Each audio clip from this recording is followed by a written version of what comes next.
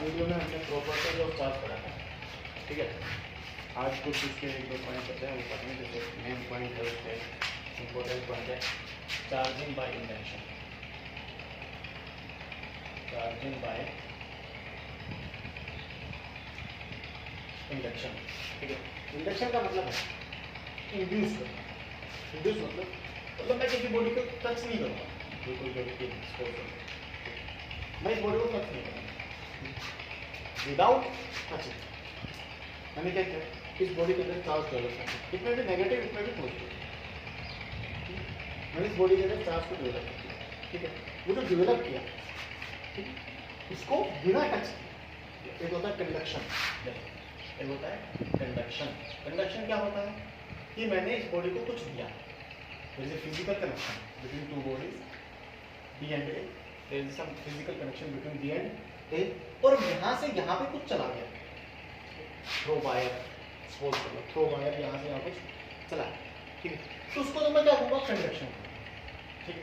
लेकिन यहाँ पे there is no any kind of physical connection, दोनों के बीच में कोई टायर नहीं है, कोई कनेक्शन नहीं, फिर भी यहाँ से यहाँ तक चला गया, ट्रांसफर हो गया, सपोज करो यहाँ से यहाँ पे ट्रांसफर हो गया, ठीक। उसको मैं क्या कहूँगा, उसको मैं कहता हूँ इंडक्शन। क्या कहता हूँ, इंडक्शन, कि इसके अंदर मैंने कुछ इंड्यूस कर दिया, ठीक है। कैसे इंड्यूस किया, विदाउट एनी फिजिकल कनेक्शन, यानी इसके अंदर कुछ इंड्यूस किया, इसे मैं क्या कहता हूँ, इंडक्शन, ठीक है। तो जो इंडक्शन है ये कैसे होगा, देखिए सपोज करो शुरुआत है तो देखा जाए, नॉर्मली देखा जाए तो ए मेरी सपोज कर लेते हैं कि आइसोलेटेड है, इसके अंदर देयर इज नथिंग, यहाँ पे कुछ नहीं है, मतलब इसके अंदर चार्ज टोटल नेट चार्ज कितना है, Q नेट बराबर 0। मैं इस बॉडी के पास कुछ एक बॉडी लेके आया, जो मेरी बॉडी पॉजिटिवली चार्ज, एक बॉडी लेके आया या एक ग्लास रॉड लेके आया या कुछ भी लेके आया जिसके ऊपर पॉजिटिव चार्ज। अब क्योंकि इसके अंदर टोटल चार्ज 0 है, लेकिन वैसे भी इसके अंदर बहुत सारा चार्ज है तो इसके अंदर बहुत सारा चार्ज है, तो क्या करना होगा, जब ये इसके पास आए तो इस बॉडी के अंदर जो बहुत सारा चार्ज था उसका कुछ नेगेटिव हिस्सा इसकी तरफ अट्रैक्ट हो जाएगा, और जो पॉजिटिव हिस्सा था वो इस बॉडी से दूर था। बात समझ रही, negative charge attracted towards the glass and positive charge is repelled by the glass. जो पॉजिटिव चार्ज था वो एक साइड में इकट्ठा हो गया और नेगेटिव चार्ज इस बॉडी की तरफ अट्रैक्ट, ठीक है। ऐसा होने के बाद में क्या हुआ, देखिए ये है, ठीक है। अब यहाँ पे ये सारा नेगेटिव चार्ज था और यहाँ पे सारा पॉजिटिव चार्ज इकट्ठा हो रहा था, और यहाँ पे मेरी वो ग्लास रॉड रखी, ठीक है। मैंने क्या किया, मैंने इस वाले हिस्से को ग्राउंड कर रखा है, इस बॉडी को ग्राउंड का सिंबल भी होता है, मैंने इसको ग्राउंड कर रखा है। जब ये ग्राउंड है तो ये जो एक्सेस चार्ज है ये सारा का सारा अर्थ के अंदर चला जाएगा। ग्राउंड मतलब अर्थिंग, ठीक है। इसको जब ग्राउंड से कनेक्ट कर रखा है तो ये सारा पॉजिटिव चार्ज था, जो सारा का सारा पॉजिटिव चार्ज था ये कहाँ चला गया, सारा का सारा अर्थ के अंदर चला गया, ठीक। अब जब ये सारा का सारा अर्थ के अंदर चला जाएगा, पॉजिटिव चार्ज सारा अर्थ के अंदर चला गया, तो इस बॉडी के अंदर कौन ज्यादा होगा, नेगेटिव चार्ज, ठीक है।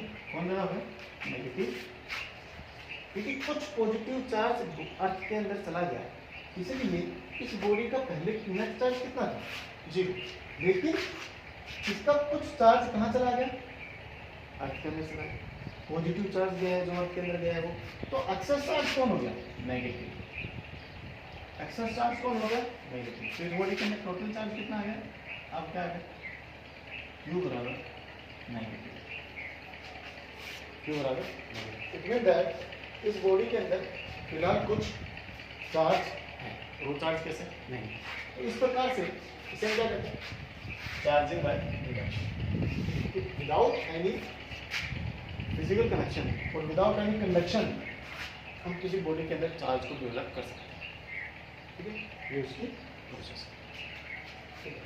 इसमें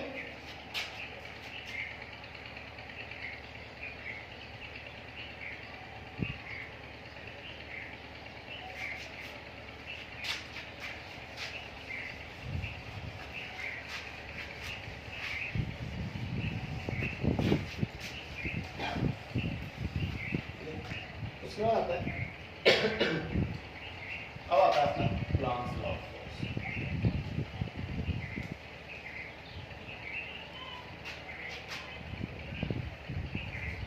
प्लांक्स लॉ ऑफ फोर्स, देखो प्लांक्स लॉ ऑफ फोर्स की बात करें तो हमें पता है कि दो चार्ज पार्टिकल्स के बीच में फोर्स लगता है। दो चार्ज पार्टिकल्स हैं, एक Q1 चार्ज है, एक Q2, ठीक है। इन दोनों के बीच में ना फोर्स लगता है। वो फोर्स दो प्रकार का हो सकता है, एक्टिव हो सकता है और रिपल्सिव हो सकता है। अट्रैक्टिव भी हो सकता है और रिपल्सिव हो सकता है।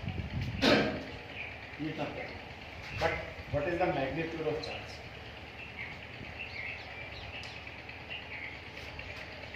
What is the magnitude of charge? Magnitude क्या होता है? तो मैग्नीट्यूड क्या होता है? ये किसने बताया? कूलॉम ने। किसने बताया?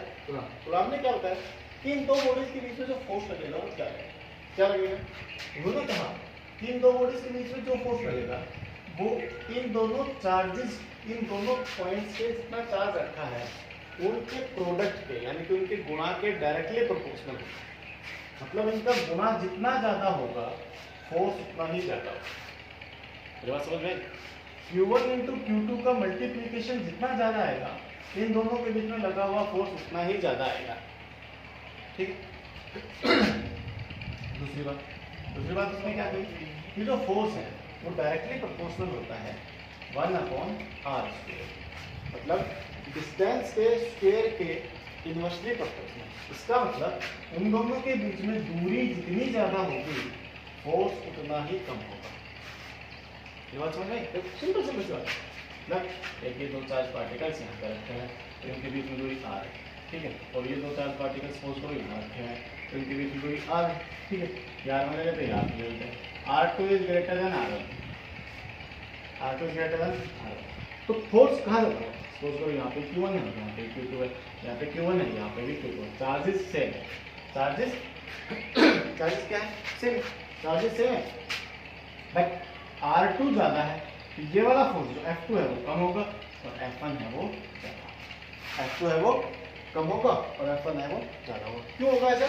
क्योंकि वो कह रहे हैं, क्या कह रहे हैं कि जो फोर्स है वो डायरेक्टली प्रोपोर्शनल है 1/r² के और इनवर्सली प्रोपोर्शनल है स्क्वायर ऑफ डिस्टेंस।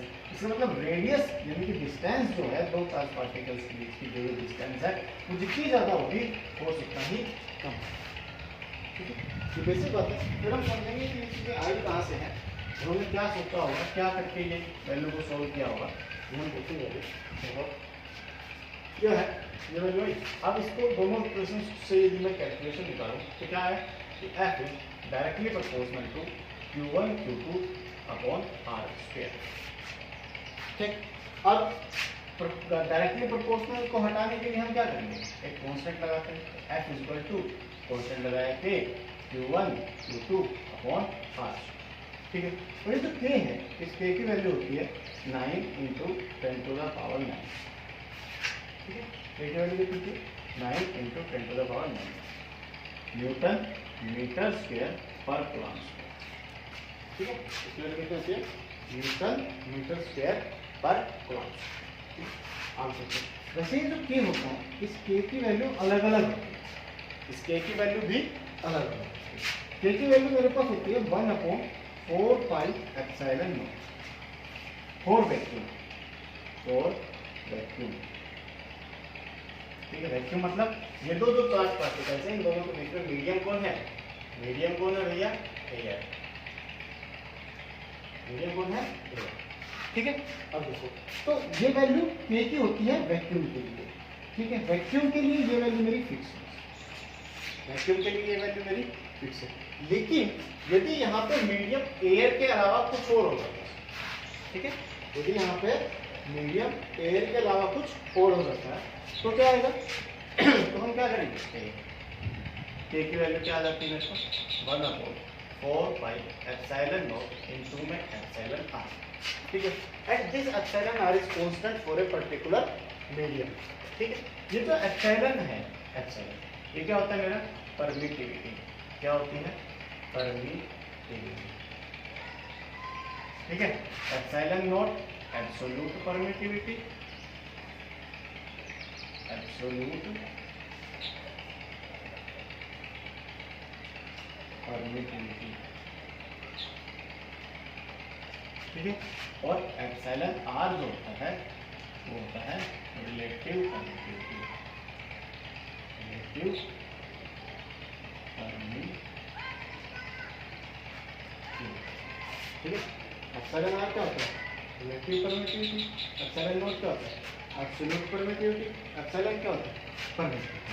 तो एप्सिलॉन जो होता है उस एप्सिलॉन की वैल्यू होती है epsilon naught into epsilon r, ठीक है। क्लियर हो गया? तो K is different for different medium, but it is constant for a particular vacuum. हवा में वैक्यूम में इसकी वैल्यू कांस्टेंट होती है, जिसकी वैल्यू कितनी होती है 9 गुणा 10 की पावर 9, ठीक है। और कहीं दूसरे मीडियम में जब इसकी वैल्यू जाता है तो इसकी वैल्यू कम हो जाती है। मतलब क्या है? मतलब मेरे पास तीसरी चीज हो रहा है क्या अभी कि यदि इन दोनों चीजों के बीच में हवा को छोड़ के भी कोई दूसरा मीडियम रखेंगे तो भी इसकी वैल्यू चेंज हो जाती है। मतलब force between two charge particles also depends on the medium between these two particles. उन दोनों के बीच में जो मीडियम है उस मीडियम के ऊपर भी डिपेंड करेगा, ठीक है। ध्यान रहेगा, ये बात अपने को ध्यान रखना है, ठीक है। तो अपने पास क्या वैल्यू आई फोर्स की? पहला वैल्यू क्या आई? K Q1 Q2 upon R square, ठीक है। K की वैल्यू भी मीडियम के साथ चेंज होती है, R की वैल्यू अलग अलग होती है और Q1 Q2 की वैल्यू भी, ठीक है। यहाँ पे एप्सिलॉन नॉट एक कांस्टेंट है जिसकी वैल्यू होती है 8.854 multiply by 10 to the power -12, 8.854 गुणा 10 की पावर -12, ठीक है। कूलम्ब स्क्वायर पर न्यूटन मीटर स्क्वायर इसकी SI यूनिट होती है, ठीक है। ये भी इंपॉर्टेंट है, ये दोनों की SI यूनिट इंपॉर्टेंट है। K is constant having SI unit Newton meter square per coulomb square. Epsilon naught is absolute permittivity, ठीक है, and it is constant and its SI unit is coulomb square per Newton meter square. कितना समझ आया? अब इसमें क्या है पढ़ने का कि भैया ये फॉर्मूला आया कहाँ से, ठीक है। तो हम इसके ऊपर थोड़ी सी चर्चा करें। भाई वैसे तो बहुत सारे साइंटिस्टों ने इसको कोशिश की, ठीक है, पहले तो इसके ऊपर बहुत सारा कुछ किया गया। अब इसमें क्या है कि सपोज करो कि यहाँ पे दो चार्ज पार्टिकल्स रखते हैं, ठीक है। ये Q1 है, ये Q2, दोनों पॉजिटिव हैं, this is positive, this is also positive, ठीक है। अब मैं क्या करता हूँ, उनके बीच की दूरी भी ले लेता हूँ। पहले केस में मैंने कितनी डिस्टेंस ले ली, मैंने Q1 को फिक्स कर दिया और Q2 को छोड़ दिया। तो जैसे Q2 छोड़ूंगा, दोनों पॉजिटिव है, रिपल्सिव फोर्स लग रहा है, तो Q2 इस डायरेक्शन के अंदर भागेगा, ठीक है। जब वो इस डायरेक्शन में भागेगा क्योंकि उसके ऊपर फोर्स लग रहा है तो इसलिए उसके ऊपर एक्सेलरेशन लग रहा है। क्या लग रहा है? एक्सेलरेशन। लेकिन जैसे जैसे ये दूर गया इसका एक्सेलरेशन कम होता चला गया, इसका मतलब इसका फोर्स कम होता चला। मेरी बात समझ में आई? स्पीड कम नहीं हो रही है, ध्यान से सुनना, स्पीड कम नहीं हो रही, कौन कम हो रहा है? एक्सेलरेशन। एक्सेलरेशन, एक्सेलरेशन क्या होता है? फोर्स बराबर क्या होता है? Mass into acceleration. मेरी बात ध्यान से, मेरी बात ध्यान से। जब मैंने इसको यहाँ पे फिक्स किया, Q2 को छोड़ा, तो Q2 को जब इधर छोड़ा तो Q2 इधर भागा, जब Q2 इधर भागा तो क्योंकि इसके ऊपर फोर्स लग रहा था इसलिए इसके ऊपर क्या है? एक्सेलरेशन, इसलिए भागा। जब इसके ऊपर एक्सेलरेशन आया तो मैंने क्या कंसीडर किया कि जैसे जैसे ये दूर जाए, जैसे जैसे ये दूर जा रहा है वैसे वैसे इसका एक्सेलरेशन कम हो रहा है। इसका एक्सेलरेशन कम हो रहा है, इसका मतलब इसके लगा हुआ भी फोर्स भी कम हो रहा है। इसका मतलब क्या हुआ? जितनी ज्यादा दूरी होगी इन दोनों चार्ज पार्टिकल्स के बीच में, फोर्स उतना ही कम होगा, फोर्स उतना ही कम होगा। फिर हमने अलग अलग प्रेडिक्शंस करके देखी होंगी। जरूरी नहीं है कि मैं सीधा सीधा आ गया कि force is directly proportional to 1/r square, जरूर नहीं। मैंने 1/r रख के देखा होगा, 1/r स्क्वायर रख के देखा होगा, 1/√r रख के देखा होगा, 1/r³ रख के देखा, बहुत सारे रख के देखे होंगे, बहुत सारे एक्सपेरिमेंट किए होंगे, हजारों किए होंगे। तब जाकर के कुरान साहब ने फिक्स किया कि फोर्स डायरेक्टली प्रोपोर्शनल होता है 1/r, ठीक है। और सेम केस करके देखा Q1 के ऊपर। फिर हम क्या करें? Q2 को वापस उठा करके Q2 को यहाँ पे वापस रखा, जब Q2 को यहाँ पे वापस रखा और Q1 को हमने छोड़ा, Q2 को फिक्स किया और इस पर Q1 को रिलीज किया, तो सेम केस है। क्या सेम आया कि जब Q1 इधर भागा तो इधर भागा, Q1 इधर भागा, Q1 इधर भागा तो Q1 के ऊपर भी फोर्स लगा, फोर्स लगने की वजह से Q1 के अंदर भी एक्सेलरेशन हुआ, लेकिन जैसे जैसे ये दूर गया वैसे वैसे एक्सेलरेशन कम हुआ तो फोर्स भी कम हुआ। ठीक है, तो दोनों केसेस को ध्यान रखते हुए प्रिडिक्शन से हमारे पास ये वैल्यू फाइनलाइज की गई कि force is directly proportional to 1/r। Fix. Second चीज, इन दोनों की वैल्यूज Q1 और Q2 की वैल्यूज को हमने कम ज्यादा ज्यादा कम कम ज्यादा ज्यादा कम अलग अलग वैल्यूज करके रखा। तो क्या पाया कि यदि Q2 और Q1 का प्रोडक्ट, दोनों का प्रोडक्ट, एक का नहीं, दोनों का प्रोडक्ट यदि बराबर है, ज्यादा है, प्रोडक्ट ज्यादा है तो ज्यादा फोर्स, प्रोडक्ट कम है तो कम फोर्स। इसका मतलब क्या है, मेरे पास दोनों कंक्लूजन आए कि force is directly proportional to Q1 into one case second. तो दो केस मेरे पास है, यहां से क्रॉस, ठीक है, समझ रहे? अब मेरा ये कहने का मतलब क्या था, इसको मैंने क्यों बताया, ध्यान से सुनिएगा। पहली बार में जब मैंने इसको छोड़ा तो Q1 ने Q2 के ऊपर फोर्स लगाया, यानी कि फोर्स में लगाया दूसरे के ऊपर पहले में। सेकंड वाले केस में क्या लगाया कि दूसरे वाले ने फोर्स लगाया पहले, सॉरी पहले वाले पे फोर्स लगाया दूसरे, ठीक है। जिसने इसके ऊपर जो फोर्स लगाया था वो इधर डायरेक्शन में लगाया था, इसने इसके ऊपर जो फोर्स लगाया था वो इधर, ठीक है।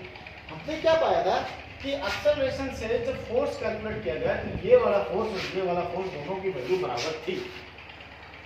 क्या अज्यूम किया हमने अज्यूम किया कि जो F12 था वो बराबर था F21। मेरी बात समझ में आई कि दोनों ने एक दूसरे के ऊपर बराबर मात्रा में फोर्स लगाया। देखो दोनों केसेस के अंदर Q1 into Q2 आया, दोनों केसेस के अंदर डिस्टेंस भी सेम आई, जाहिर सी बात है फोर्स बराबर ही होगा, मीडियम सेम है। ये तो है नहीं कि इसने इसके ऊपर लगाया तो मीडियम अलग था और इसने इसके ऊपर लगाया तो मीडियम अलग था, ऐसा पॉसिबल नहीं है। यदि ऐसा पॉसिबल नहीं है तो जाहिर सी बात है कि दोनों ने एक दूसरे के ऊपर जब फोर्स लगाया, दोनों ने जब एक दूसरे के ऊपर फोर्स लगाया तो जो मीडियम था वो सेम रहा, जो मीडियम सेम रहा तो फोर्स की वैल्यू भी सेम है। एक चीज, क्या चीज, एक ने इधर फोर्स लगाया दूसरे ने इधर फोर्स लगाया, यानी कि दोनों ने अपोजिट डायरेक्शन में फोर्स लगाया। दोनों ने किधर फोर्स लगाया, अपोजिट डायरेक्शन में, इसलिए क्योंकि फोर्स एक वेक्टर क्वांटिटी है इसलिए माइनस क्या है इसके सामने, in magnitude both are equal, ठीक, in direction both are opposite, in direction both are opposite. Direction के केस में दोनों अपोजिट, मैग्नीट्यूड के केस में इक्वल। तो मैं क्या कर सकता हूँ, एक चार्ज दूसरे चार्ज के ऊपर फोर्स लगाता है इक्वल एंड अपोजिट डायरेक्शन, यानी कि दोनों एक दूसरे के ऊपर फोर्स, एक एक के ऊपर नहीं लगाते हैं। क्या कंक्लूजन है कि दोनों एक दूसरे के ऊपर फोर्स लगाते हैं, ठीक, ना कि एक एक के ऊपर, ठीक है। और दोनों एक दूसरे के ऊपर फोर्स कैसे लगाते हैं, इक्वल एंड अपोजिट डायरेक्शन। कैसे फोर्स लगाते हैं, इक्वल एंड अपोजिट डायरेक्शन। ये बात है। दूसरी बात क्या है, देखो मैं यहाँ पे एक बात और बताना चाहता हूँ, ये नोट कर लिया हो। दूसरी बात क्या है कि भैया मैं ऐसा भी कर सकता हूँ कि ये Q1 है और ये मेरा Q2 है। Q2 ने इसके ऊपर फोर्स लगाया तो ये नीचे की तरफ चला गया, Q1 ने Q2 के ऊपर जो फोर्स लगाया तो ये ऊपर चला गया, ठीक है। क्या है पॉसिबल है, नहीं क्यों नहीं, क्योंकि Q1 Q2 के ऊपर फोर्स लगाएगा तो इधर भागेगा और Q2 Q1 के ऊपर फोर्स लगाएगा तो इधर भागेगा, ना कि इधर और इधर भागेगा। ऐसा नहीं हो, हालांकि ये भी अपोजिट है बट ऐसा पॉसिबल, ये पॉसिबल नहीं है। कौन सा पॉसिबल है, ये मेरा पॉसिबल है, ये मेरा पॉसिबल है। इसका मतलब देखो एक बात और समझो कि ये दोनों के दोनों केवल उस लाइन के ऊपर फोर्स लगाते हैं जो इनको कनेक्ट करती है। किसके ऊपर फोर्स लगाते हैं, केवल और केवल उस लाइन के ऊपर फोर्स लगाते हैं जो लाइन इनको कनेक्ट करती है, इसलिए हम इनको सेंट्रल फोर्सेस कहते हैं। कौन से फोर्सेस कहते हैं, सेंट्रल फोर्सेस। सेंट्रल फोर्सेस का मतलब क्या हुआ कि two charge particles applied force on each other in equal and opposite direction on the line joining their centers, on the line joining their centers। और ये इस फ्लो को फॉलो करते हैं, इसलिए इनको हम क्या कहते हैं, सेंट्रल फोर्सेस, इसलिए हम इनको क्या कहते हैं, सेंट्रल फोर्सेस। दूसरा हमारे पास फोर्स का वैल्यू क्या है, force is inversely proportional to r square, और ये किसने दिया था, न्यूटन ने। और ये क्या है मेरा, न्यूटन्स इनवर्स स्क्वायर लॉ, इसको भी फॉलो करते हैं। क्या करेंगे, जो कूलॉम्स लॉ ऑफ फोर्स है वो न्यूटन के इनवर्स स्क्वायर लॉ को भी फॉलो करते हैं। ठीक है, तो ये सारा कुछ कूलॉम्स लॉ का है।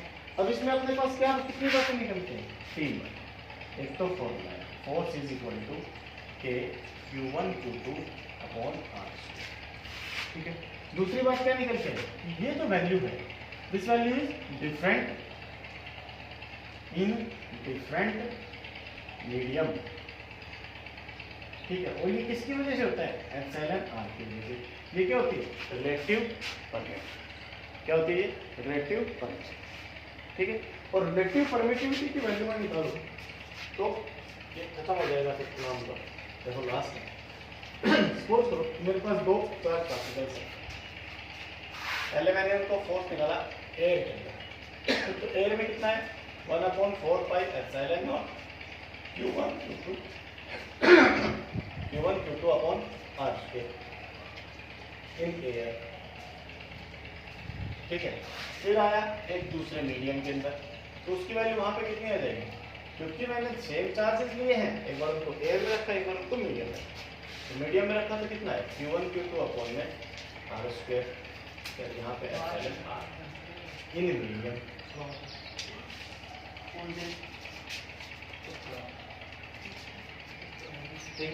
हमने क्या किया, दोनों इक्वेशंस को डिवाइड करा, दोनों इक्वेशंस को क्या करा दिया, डिवाइड। अब डिवाइड करो तो क्या है, एफ ए बराबर बटा एफ एम। ठीक है, Q1 Q2 बटेगा आर स्क्वायर से आर स्क्वायर कटेगा, 4 पाई एप्सिलॉन नॉट से कौन करते हैं, 4 पाई एप्सिलॉन नॉट, और एप्सिलॉन आर घूमते कहाँ चला गया,